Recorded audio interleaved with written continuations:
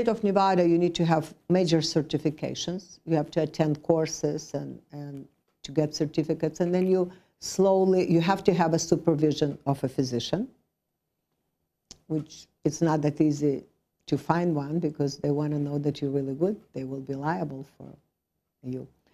And that's about it. If you're certified and you're confident, and then you can work for a physician. I work for myself. I just have a medical director, but it's my own independent business. I buy the product. I have an account with all the pharmaceutical companies. So when you're an RN, you can do it. You can do it run it as your own business, only with the supervision of a physician. So we were trained very well about body and all organs and muscles and nerves, and so I think less mishap can happen. And you also see underlying issue of somebody. You have to derive from a client if they have any underlying illnesses that would not be advisable to do. Like for diabetics, wounds don't heal properly. That is not a common language.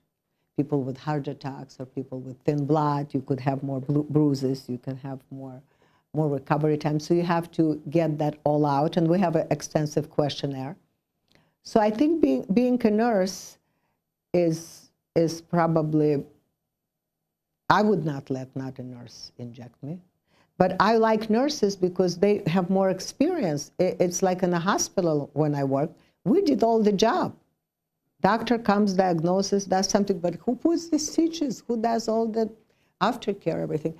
And for me, I like to see people 10 days after to make sure that everything is perfect. And we call back and forth. And I always give them a personal cell number that they can always contact me. I know how to identify the problem, but I also do touch-ups. And it's often not necessarily because I'm on a conservative side, so I would rather do less and then do more if I have to.